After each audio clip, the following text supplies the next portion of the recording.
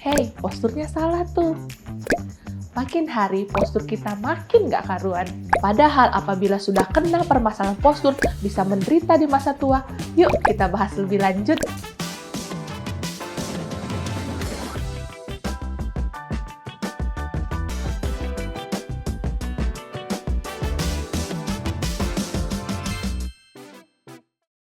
Halo sahabat Siloam, saya Dr. Okta Hariza, spesialis kedokteran fisik dan rehabilitasi medik. Saya berpraktek di Rumah Sakit Siloam Sriwijaya, Palembang.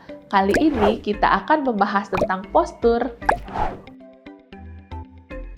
Postur adalah posisi tubuh kita pada saat kita berdiri maupun duduk. Hubungan postur dengan tulang belakang adalah tulang belakang itu yang membentuk postur. Sehingga apabila tulang belakang terjadi gangguan, tentu saja postur juga akan terganggu. Tulang belakang itu penting terhadap kehidupan kita karena gerak itu memerlukan tulang belakang dan juga untuk melindungi organ-organ di dalam tubuh. Gangguan postur itu ada beberapa. Yang paling sering itu adalah forward head neck itu ketika kepala kita itu lebih maju daripada leher. Itu ditandai dengan telinga kita lebih maju dibandingkan bahu. Itu penyebabnya bisa banyak, terutama untuk saat ini adalah saat kita bermain gadget ya. Kita bermain gadget sering banyak menunduk sehingga beban di leher kita lebih berat dari seharusnya. Dan kemudian ada beberapa penyebab lain seperti degeneratif atau penuaan atau juga sering membawa ransel yang berat, itu juga bisa membuat gangguan forward head posture itu. Selain forward head posture ada juga kelainan skoliosis. Skoliosis adalah gangguan postur yang ditandai dengan tulang belakang yang melengkung ke arah kiri ataupun kanan yang terlihat dari belakang itu seperti huruf S atau huruf C. Kemudian ada lordosis di mana itu tulang belakang terlalu melengkung ke belakang sehingga bisa terlihat dari samping itu seperti membungkuk. Faktor penyebab lordosis itu yang paling banyak karena faktor penuaan ya, degeneratif atau osteoporosis. Kemudian juga karena bisa postur yang salah yang terlalu lama, kemudian bisa juga karena ada gangguan neuromuskular dan juga kongenital. Yang dimaksud dengan gangguan neuromuskular adalah gangguan saraf dan otot.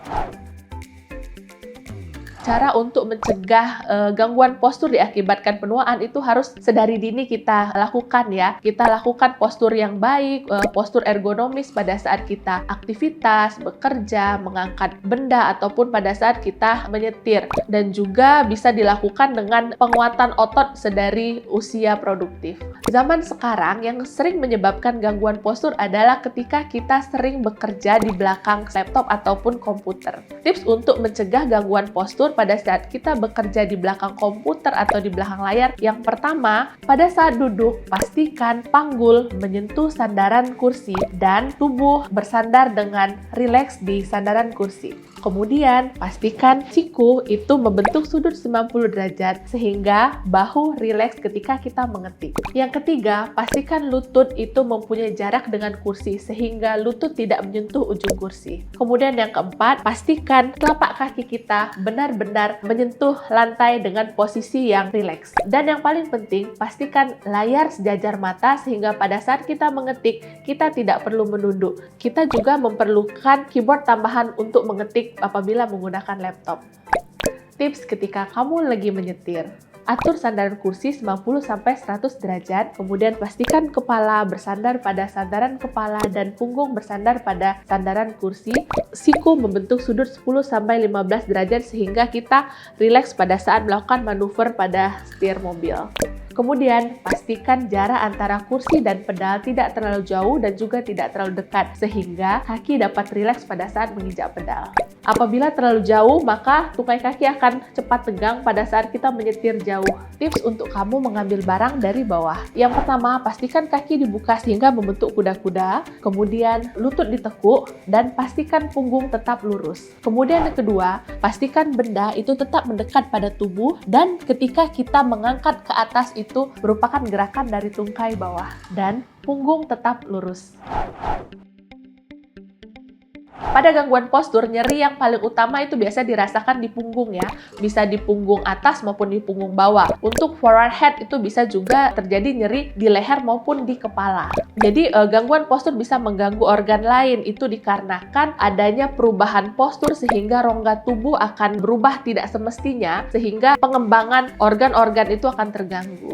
Organ-organ yang mungkin terganggu adalah paru-paru, saraf, dan juga jantung. Gangguan keseimbangan itu dikarenakan adalah pusat gravitasi tubuh kita berubah. Dari yang harusnya itu di depan panggul akan berubah sesuai dengan gangguan postur yang terjadi. Sehingga organ-organ tubuh yang lain dan juga otot dan juga sendi akan beradaptasi dengan perubahan pusat gravitasi tersebut. Gangguan keseimbangan lebih sering terjadi pada gangguan postur lordosis atau kifosis sehingga penderita lebih rentan untuk jatuh.